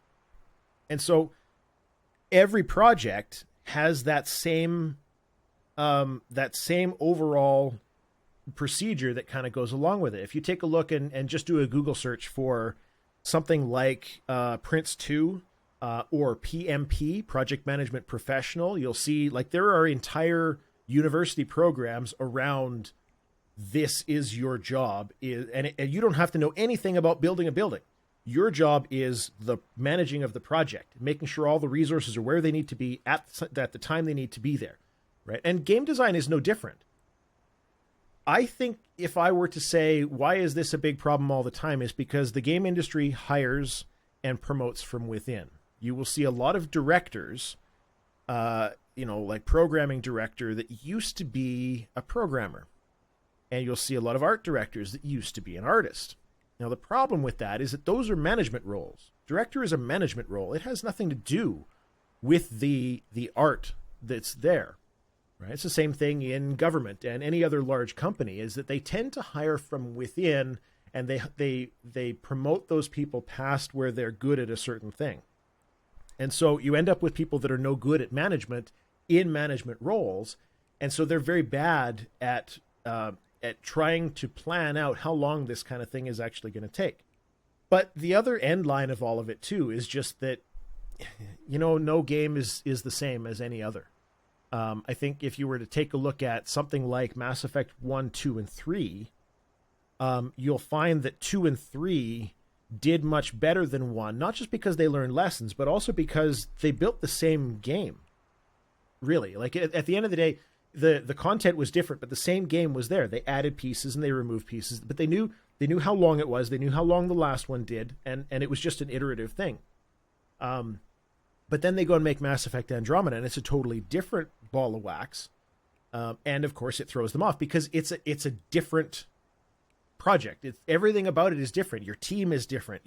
So maybe your art team on this game isn't as fast as the art team on the other game, but maybe their artwork's a little bit better. Maybe their quality is higher.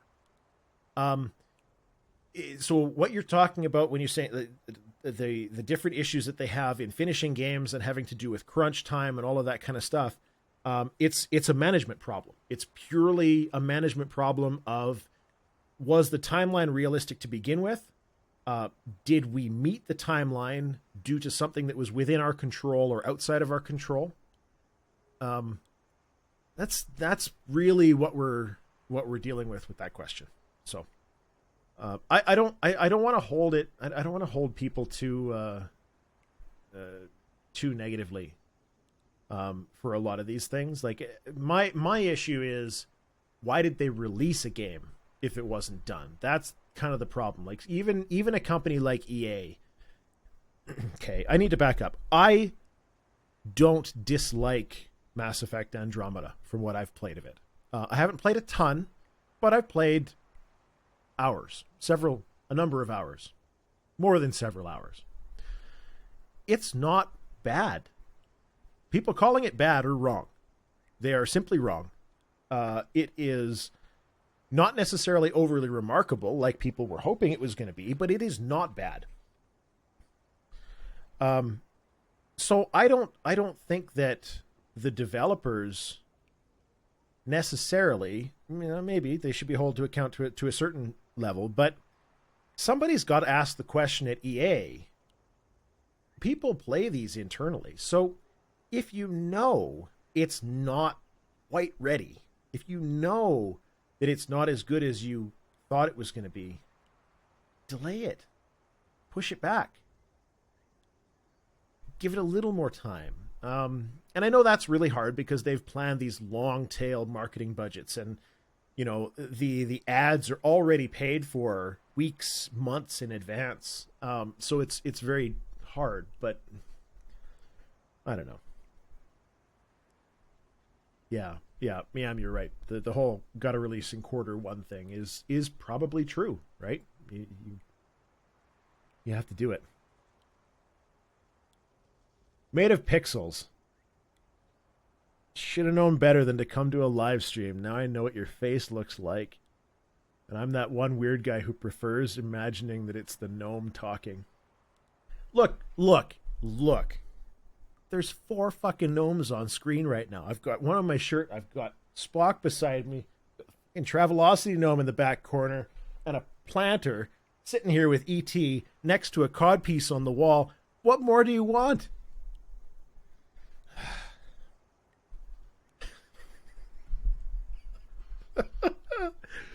Oh my god. Oh, what else have we got? I guess I can move the chat over into the main screen since I'm not actually paying attention to the game. Companies can't turn on a dime. That is absolutely true. The companies, yeah, because there are so many different competing parts that exist that are all expecting that the other ones are going to get their stuff done on time, right? So Rockstar being willing to release a port months later. Yeah, Rockstar. I hate Rockstar. I despise Rockstar as a company. No, that's not true. That's not. I gotta give them more credit than that. Grand Theft Auto is not awful. But if you think any of their games are ever going to be designed around single player ever again, you're wrong. They're going to give us a Red Dead game, and it's going to be fucking Red Dead Online. You watch. At the most bare bones, they might have a single-player campaign of some kind. Guaranteed, they're going to have, just like GTO, it's going to be tons and tons and tons of microtransactions. Come and buy this shit and this currency and that stuff so that you can blow up your friends and make stupid gifts online. And it's going to be exactly the same. Yeah, they have made way, way, way too much money off of that. Did very well. Oh, folks, I think I'm done. I'm tired. And I wanted to get another video done, and that's just not going to happen. So let me give you a quick rundown of how the next little while is going to go. The stream VOD, probably sometime tomorrow. I desperately wanted to have another video up tomorrow because I know that Co-optional is going up tomorrow, the VOD, and I wanted to have something on the channel because I'm not too happy with the reception on the Death Threats video. Not that I think it's a bad video. I think it's totally correct because I never argue. I just explain why I'm right. But so that's the thing. So the VOD of this stream will probably go up tomorrow-ish if I can do it. I'm hoping for a Future Creep video on Friday talking about Nintendo and the copyright issues that I've had dealing with Nintendo. That is my... Made of pixels. Maybe. I might have commented, not relating to the mask, but you missed it. I can't redo something I've already done. There's only so much enthusiasm that I can muster at any one given time. All I did was explain that I think that it's absolutely unacceptable that you feel that 4 gnomes on the stream live in front of you at one time is insufficient. That it must be me with a gnome mask on. Because Spock, Travelocity, Potter in the corner, my shirt are unacceptable. How dare you? Christmas is ruined. You can tell I'm getting tired. Anyways, so feature creep on Friday, talking about Nintendo and copyright issues, because I have finally won all of my copyright issues with Nintendo. It took a long time, but I'm fairly certain that they're doing it on purpose, and I want to slam them for it because fuck Nintendo over what they've been doing on YouTube. News wrap up on Sunday, because that's just kind of how that goes. We'll see if any other good news comes out, because it was kind of weak yesterday. And other than that, I have another feature creep idea in the queue that I'm not 100% sure on. I need to do more research, but I want to do a video on emulators and ROMs, and with CEMU, CEMU, as kind of the showcase piece to talk about it, because there's a lot of legality issues around the emulator side and the ROM side, and I really want to talk about some of those things, because there are a lot of things that people don't really know. So that's we'll see. I'm hoping maybe next week. Well, I don't want to promise it though. So it's a thing I've been kind of kicking around.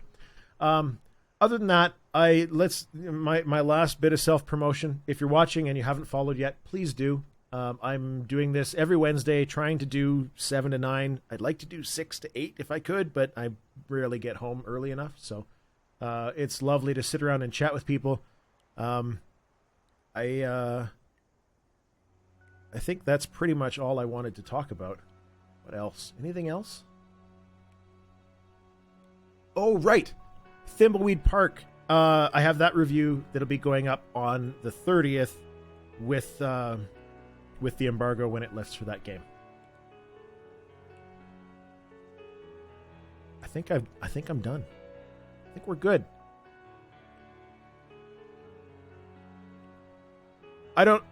Pixels, I don't know why you can't even say one on topic thing without the Twitch launcher restarting. Maybe the Twitch launcher is a pile of crap, and maybe we all need to use the Twitch website. Anyways, good night, guys. Thank you very much for watching.